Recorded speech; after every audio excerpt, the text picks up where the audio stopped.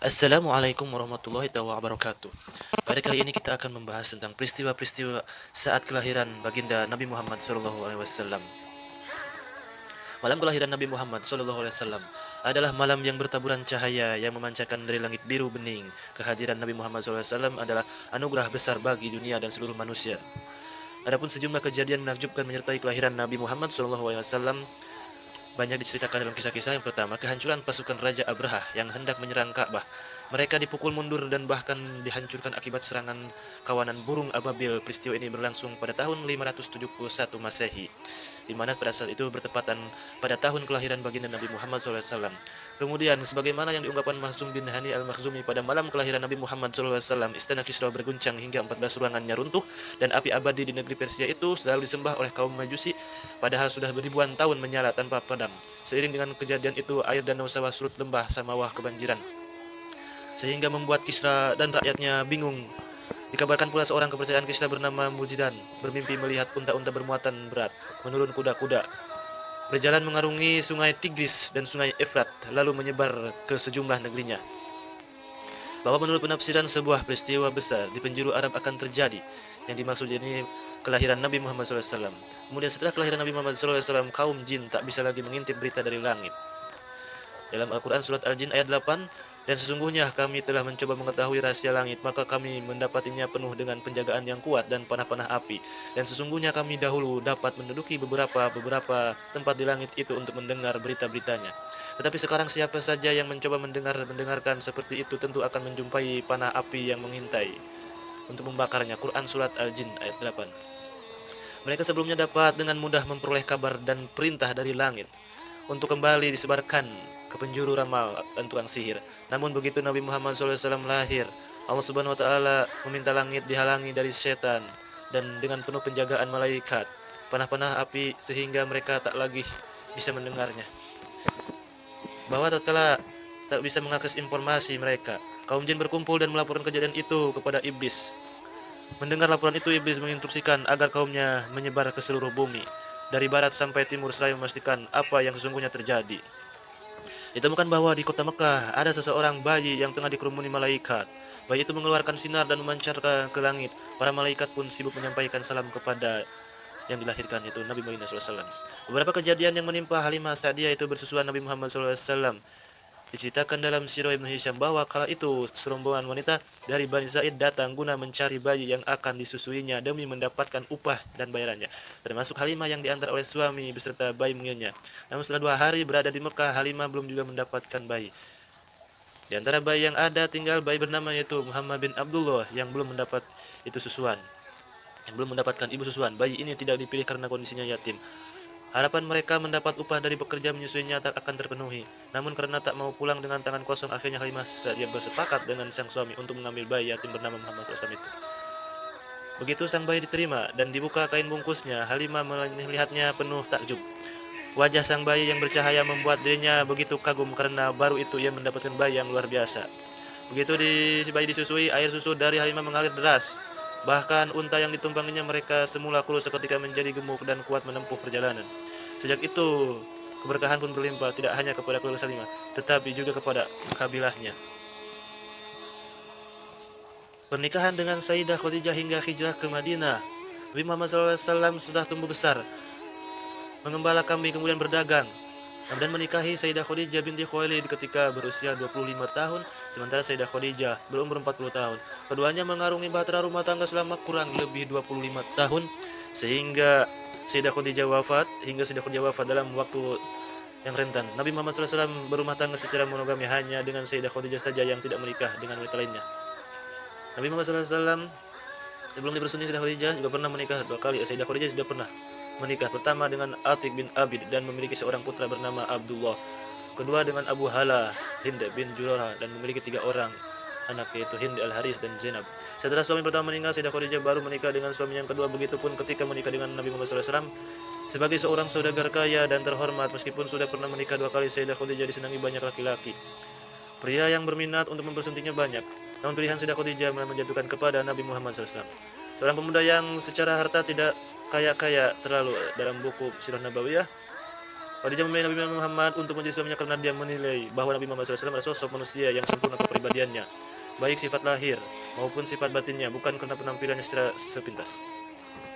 Nabi Muhammad SAW pertama kali menerima wahyu pada usia 40 tahun. Saat itu beliau yang sedang berkhulwat atau tahannus beribadah di Gua Hira menerima wahyu. Yang pertama yaitu surat Al-Quran, surat Al-Alaq ayat 1-5 dari malaikat Jibril pada malam ke-17 Ramadan atau bertepatan dengan 6 Agustus 610 Masehi. Peristiwa itu sekaligus menjadi bahwa sebuah sudah diangkat menjadi nabi dan rasul, bahwa beliau sudah diangkat menjadi nabi dan rasul. Nabi Muhammad SAW langsung pulang ke rumah dengan keadaan takut dan gemetaran.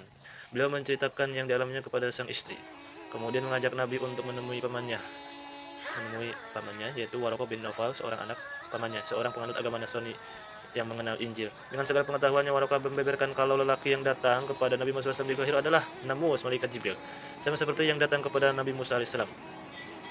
Kemudian memperingatkan kepada Muhammad akan diutusnya dan diganggu dan diusir dan diperangi oleh kaum sendiri. Nabi Muhammad SAW menerima wahyu dari Allah Subhanahu wa taala melalui malaikat Jibril secara bertahap selama 23 tahun. Hingga beliau wafat, tidak hanya ayat-ayat Al-Qur'an wahyu diturunkan Allah Subhanahu wa taala kepada Muhammad SAW, melainkan ada juga banyak hadis-hadis dan hadis qudsi.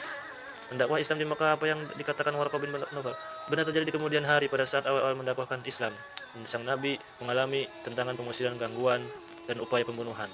Mendakwah Islam secara diam-diam mengajak keluarga dan saudara-saudaranya memeluk Islam. Namun kemudian Allah Subhanahu wa taala menurunkan Al-Surat Al-Hijr. Yang sebenarnya meminta Nabi Muhammad SAW mendakwahkan Islam secara terang-terangan. Maka sampaikanlah olehmu secara terang-terangan segala apa yang diperintahkan kepadamu, yang berpaling dari orang-orang yang musyrik.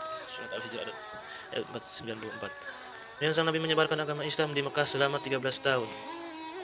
Hanya sedikit orang saja sebagian besar dari kalangan bawah mereka menerima. Sebagian besar penduduk menolak, menentang agama tersebut.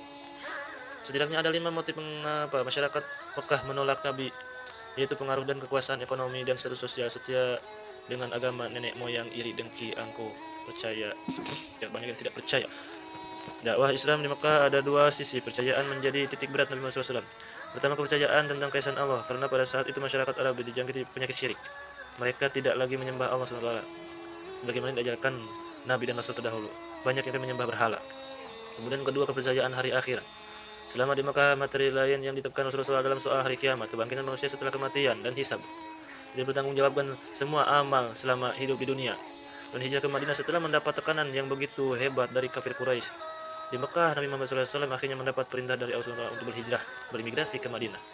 Dari Mekah berpindah ke Madinah, bahkan Allah SWT melalui malaikat Jibril juga sudah menentukan waktu Nabi Muhammad SAW berhijrah, yaitu tanggal 2 Rabiul Awal tahun ke-13 kenabian atau bertepatan dengan 20 Juli 620 Masehi pada malam hari setelah lewat 2/3. Di saat itu para elit kaum kafir Quraisy mengepung memasang Nabi dan mau menghabisinya.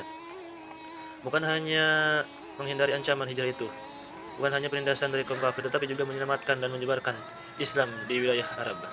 Perjalanan Nabi Muhammad SAW Makkah ke Madinah begitu berat, di samping jaraknya yang cukup jauh, sekitar 450 km, para musuh juga terus memburu Nabi Muhammad SAW, bahkan hingga beliau meninggalkan Mekah. Nabi Muhammad SAW tidak rela mendapatkan agamanya di tempat lain. Bagi mereka, apa ya, dakwah Islam harus dipadamkan, termasuk berupaya untuk membunuh Nabi. Pada saat hijrah ke Madinah, Nabi Muhammad SAW ditemani oleh Abu Bakar Siddiq. Sementara umat Islam lainnya sudah lebih dahulu berangkat ke Madinah untuk mengelabui musuh. Sayyidina Abu Bakar menugaskan budaknya yang bernama Amir untuk menghapus jejaknya Nabi. Sementara Abdullah bin Akrad yang waktu itu belum masuk Islam ditugaskan sebagai penunjuk jalan. Dipilihnya kota Madinah sebagai tempat hijrah. Beberapa penduduk Madinah sudah berbaiat kepada Nabi Muhammad SAW dalam baiat Aqabah pertama dan kedua. Tentu itu menjadi modal bagus bagi Rasulullah SAW dan umat Islam. Namun selain 2 hal itu, mungkin saja ada hal-hal lainnya yang menyebabkan segala mengapa Madinah dipilih tempat berhijrah. Pertama, penduduknya suku Aus dan Khazraj memiliki sikap ramah. Kedua, penduduk Madinah memiliki pengalaman berperang. Kedua suku ini ditambah komunitas Yahudi Madinah tidak pernah akur. Pengalaman berperang ini menjadi sesuatu yang penting untuk menjaga ajaran Islam. Nabi Muhammad SAW memiliki hubungan darah dengan penduduk Madinah, yaitu Bani Najjar. Keempat, letak Madinah yang strategis. Sebelah timur dan barat Madinah merupakan wilayah yang terjal, terdiri daratan tinggi, daratan rendah, penuh dengan bebatuan. Hanya di sisi utara Madinah menjadi wilayah terbuka, menyulitkan siapapun, terutama musuh, untuk memasuki kota Madinah ini. Nabi Muhammad SAW menjelaskan tentang pernikahan Nabi dengan Sayyidah Khadijah hingga hijrah ke Madinah. Nabi Muhammad SAW mempunyai beberapa istri dan putra-putri Nabi Muhammad SAW. Beberapa umat Islam yang dibatasi hanya oleh beristri 4 sekali waktu dengan syarat adil. Nabi Muhammad SAW diberi kekuasaan Allah SWT beristri lebih dari itu, dijelaskan Ibnu Katsir Al-Andalusi. Dan Sunan Nawawi, Sayyidah Khadijah binti Khuwailid adalah istri pertama Nabi Muhammad SAW. Wafat 3 tahun sebelum hijrah dan Nabi Muhammad SAW tidak menikahi wanita lain hingga istrinya yang pertama itu wafat. Sayyidah Khadijah wafat, Nabi Muhammad SAW menikahi Saudah bin Zam'ah pada tahun ke-10 kenabian atau 3 tahun sebelum hijrah. Sebetulnya rencana dan usulan perkawinan Nabi dan Saudah tidak datang dari beliau sendiri, melainkan dari Khawlah binti Hakim. Sahabat Sayyidah Khadijah Khawlah merasa prihatin dengan Nabi Muhammad SAW yang hidup sendiri setelah ditinggal Sayyidah Khadijah. Bahwa dengan menikahi Saudah, Nabi Muhammad SAW Saudah yang berusia 50 tahun, Nabi Muhammad SAW ingin menghilangkan penderitaannya, meningkatkan derajatnya dan menjaga dari fitnah dari kaum musyrikin Makkah. Saat itu status Saudah adalah janda dari Sakran bin Amir bin Abi Syam. Sakran meninggal dalam saat hijrah di Habasyah. Saudah memiliki 5 atau 6 orang anak. Nabi Muhammad SAW menikahi Sayyidah Aisyah binti Abu Bakar pada Syawal tahun ke-10 kenabian di Makkah, namun baru tinggal serumah tahun ke-13 kenabian atau ke-1 Hijriah. Mahar yang diberikan Nabi Muhammad SAW kepada Sayyidah Aisyah 12 uqiyah atau 400 dirham. Aisyah adalah salah satu-satunya istri yang dinikahi oleh Nabi Muhammad SAW dengan status lajang, sementara yang lainnya janda. Dalam sebuah riwayat, Aisyah pernah mengungkapkan bahwa alasan Rasulullah SAW menikahinya adalah karena mimpi. Suatu ketika Rasulullah SAW bermimpi didatangi malaikat membawa Aisyah dengan balut kain sutra. Malaikat tersebut mengatakan kepada sang Nabi bahwa perempuan ini yang dibalut kain sutra tersebut adalah istrinya. Kemudian Rasulullah SAW berulang hingga 3 kali mimpinya. Aisyah hidup bersama Nabi selama 9 tahun, 5 bulan, dan ia wafat pada tahun 58 Hijriah. Pada tahun ketiga Nabi Muhammad SAW menikah dengan Hafsah bin Umar binti Khattab yang berumur 21 tahun ketika itu Sayyidah Hafsah berusia 21 tahun. Riwayat lain 18 dan 20 tahun berstatus sebagai janda dari Khunais bin Huzaifah As-Sam'i.